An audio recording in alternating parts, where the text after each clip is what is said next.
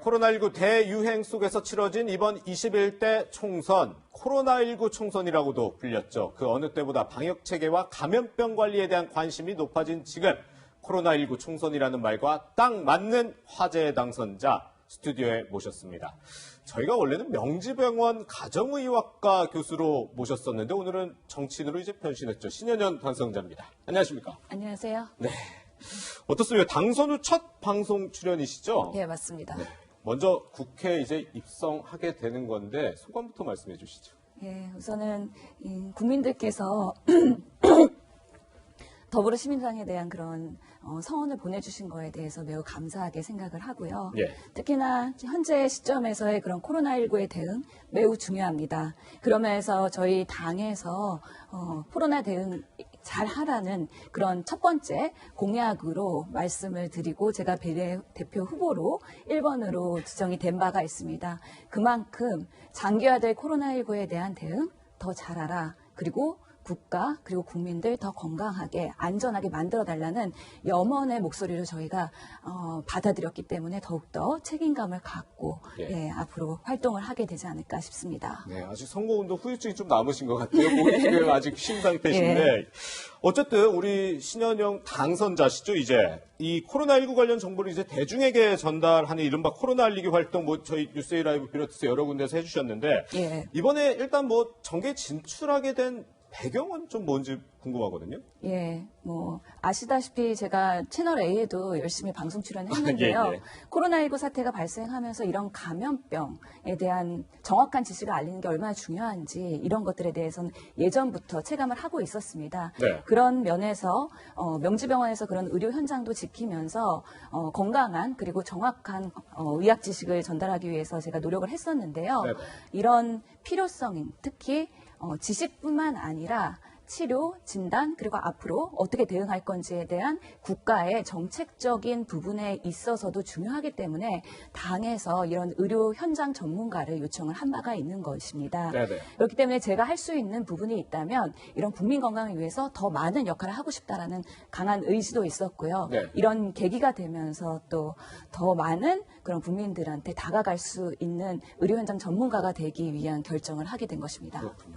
근데 이제 코로나19 전문가로서 비례대표 전문가로서 들어갈 수 있는데 뭐 여러 당선권에는 들어갈 수 있지만 저는 1번을 받았다고 해서 정말 좀 놀랐어요. 1번 굉장히 상징적인 번호기 때문에 뭐 뒷얘기 같은 게 좀 있나요?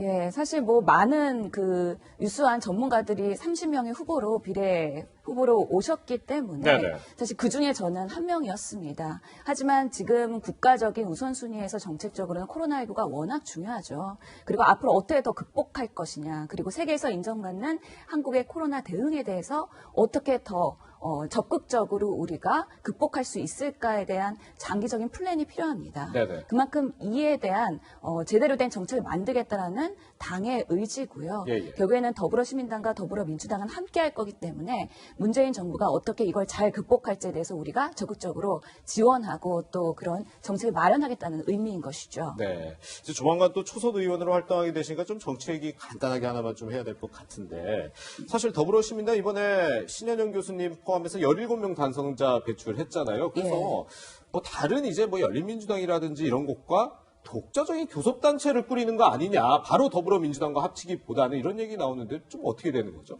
여러 가지 관심과 그런 추측이 많은 것으로 알고 예. 있습니다. 예, 어제도 저희가 그런 소감 기자회견을 했는데요. 네. 우선은 더불어시민당은 더불어민주당과 처음부터 같이 하기로 했었기 때문에 그 부분에 대해서는 아직도 그대로 고수할 예정입니다. 네. 하지만 언제 뭐 합당을 할지 그런 차후에 대한 계획에 대해서는요. 민주당과 논의하에 절차를 거쳐서 시기를 결정할 거기 때문에 아직까지는 명확하게 정해진 바는 없습니다. 그렇군요. 일단 이제 다시 코로나19 얘기로 좀 돌아가면 이번에 공약을 봤어요. 공약에 예. 질병관리청법을 추진하겠다. 이렇게 얘기를 하셨는데 이게 어떤 내용인지 좀 소개해 주시죠. 예, 지금 질병관리본부가 워낙에 코로나 대응을 잘 하면서 국민적인 그런 신뢰를 많이 얻었습니다. 예. 그렇게 되기까지는 메르스 사태 이후에 질병관리본부의 노력과 그런 노하우들이 쌓인 결과물이라고 생각을 하거든요. 네네. 그만큼 이제는 좀 청으로 승격을 해서 더 많은 권한과 그다음에 전국 지부의 그런 지역구의 질병관리본부의 지사가 필요하겠다라는 것입니다. 네네. 아시다시피 대구 경북 사태가 발생했을 때 질병관리본부가 대구 경북을 총력할 수밖에 없었기 때문에 네. 아무래도 수도권이나 다른 지역의 역량의 한계가 있었습니다. 네네. 그렇기 때문에 이런 브랜치와 를 통해서 각 지역마다의 안전한 그런 질병 관리를 시스템을 구축하는 게 중요할 것 같고요. 그 외에도 감염병 전문 병원이나 감염병 연구소 같은 것들을 미리 개설해서 네네. 앞으로 계속해서 반복할 감염병에는 상시 대응 체계를 구축해야 된다는 면에서 예. 그런 공약들을 앞으로 하나씩 풀어나갈 예정입니다. 그렇군요. 근데 이번에 선거운동 기간 13일 동안 선거운동 기간이 있었는데 뭐 원래 이제 의사시니까 많은 환자분들 만나고 워낙 이제 접촉이 많은 직업이신데 예. 이번에는 선거로 유권자들 만났을 때는 좀 어떻게 차이가 느껴지던가요? 그렇죠. 저희가 병원에서 보통은 환자분들을 마주하기 때문에 네네. 그 질병을 잘 진단하고 치료하고 좋은 약을 쓰고 그리고 회복하는 그런 역할이 매우 중요한 의사의 역할이었다고 하면요. 네네. 유권자분들께서는 단순히 코로나19를 빠르게 진단하고 치료하는 것도 중요하지만 네. 이로 인한 여러 가지 사회적 영향, 뭐 정치, 경제, 생활, 외교 이런 부분들까지도 잘 아우러 달라는 그런 요청들이 있었습니다. 네네. 그래서 단순히 우리가 이 코로나19라는 거에 대해서 질병으로만 보는 관점이 아닌 우리 사회 그리고 우리 삶의 관점에서 다시 한번 돌아볼 수 있는 부분이었기 때문에 유권자들의 그런 마음을 저희가 또 국회에 가서 전달하고 좋은 입법으로서 그런 것들을 극복할 수 있는 그런 바람들을 제가 그런 선거운동 기간 동안에 느꼈던 것 같습니다. 이제는 뭐 유권자들이 뭘 원하는지 이런 거를 딱 진단 잘하고 처방을 잘해야 되는 이제 그런 역할을 하셔야 될 텐데. 그렇죠. 국가를 안전하고 건강하게 만들 수 있는 모델을 이제는 구현을 해야 된다는 또 책무를 갖게 됐습니다. 그렇군요.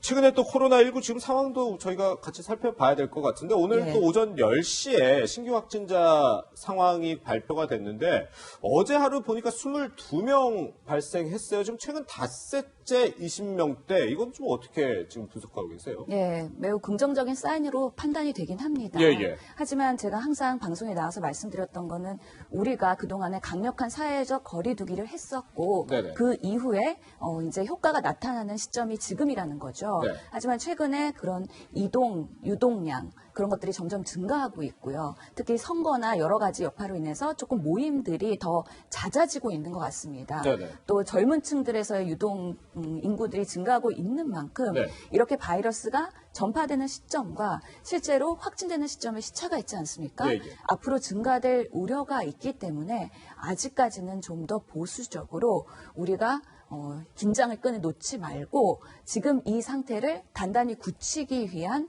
좀 더 그런 사회적 거리두기를 유지해야 된다라고 말씀드릴 수가 있겠습니다. 네, 중앙재난안전대책본부장인 정세균 총리도 뭐 긴장을 풀면 안 된다 이런 얘기를 매일같이 하고 있는데요. 오늘 중대본 회의에서는 이런 얘기를 했습니다. 네, 4월 들어서 코로나19 감염 확산세가 확연히 줄었습니다. 하지만 내용을 살펴보면 이것은 마치 폭풍 전야의 고요함처럼 느껴집니다. 행락철을 맞아서 사회적 거리두기가 많이 느슨해진 것도 사실입니다. 젊은 층을 중심으로 유흥업소 등의 출입도 늘었습니다. 부활절과 총선 기간 중 급격히 증가한 사회적 접촉의 영향도 예의주시해야 하겠습니다.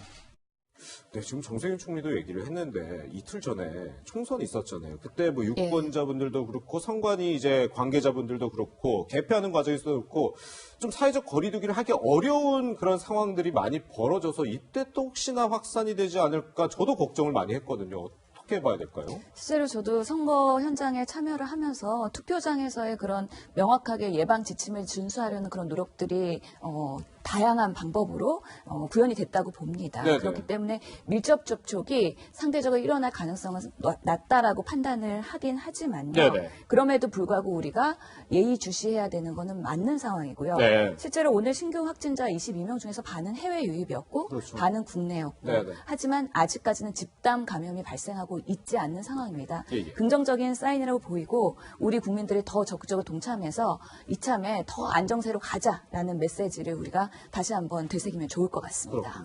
또 한 가지가 정부가 이제 이번 주 후반에는 이 고강도 사회적 거리두기 조치에 대해서 다시 논의를 해보겠다 이런 얘기를 했었는데 어떻게 이제 생활 방역 체제로 좀 전환할 수 있는 단계라고 볼 수 있을까요? 아직까지는 그 시점이라고 말씀드릴 수는 없지만 이제는 준비해야 된다라고 네. 말씀을 드릴 수 있고요. 예, 예. 사회적 고강도 거리두기에 아무래도 피로감이 있기 때문에 네. 어느 수준에서 우리가 이거를 풀어야 되냐에 대한 좀 더 고민을 해야 되겠지만 우리가 많은 삶의 변화가 그동안 있었습니다. 네. 온라인, 화상회의 등을 접목해서 여러 가지 ICT를 접목한 우리의 삶의 변화가 있기 때문에 이제는 4차 산업혁명으로 가는 시점에서의 네네. 그런 삶의 모델링을 준비하는 시점이 되겠다라고 말씀드릴 수 있겠습니다. 그렇군요.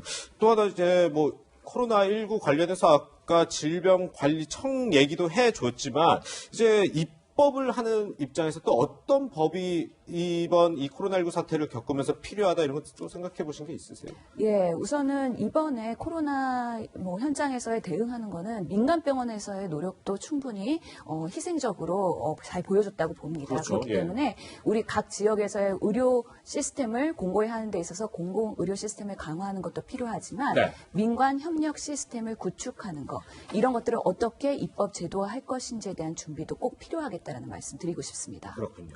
마지막으로요. 이제 의사 신현영이 아니고 국회의원 신현영이 되는 건데 이제 정치인으로서 좀 이제 포부를 국민 여러분께 마지막으로 말씀해 주시죠. 예, 제가 여기까지 오기까지는 감염병에 대한 국민적인 걱정 그리고 그걸 잘 대응하라는 메시지가 있었기 때문에 들어가게 되면 감염병에 대해서 우선적으로 정책을 할 거고요. 또 그 외에도 우리가 고령사회로 가는 만큼 여러 가지 건강을 챙길 수 있는 건강한 정책들을 많이 마련해서 정말 보건의료 정책 전문가로서의 신현영 의원을 기억해 주시면 좋을 것 같고요. 특히나 저는 두 아이의 엄마입니다. 그리고 아내이기 때문에 우리 젊은 세대 그리고 엄마들, 여성들이 걱정하는 여러 가지 정책에 대해서도 같이 들여다보고 그런 좋은 입법을 할 수 있는 노력을 같이 병행하도록 하겠습니다. 네, 알겠습니다. 네, 오늘의 피플라이브 더불어시민당 비례대표 1번 신현영 당선자와 함께 했습니다. 오늘 말씀 감사합니다. 감사합니다.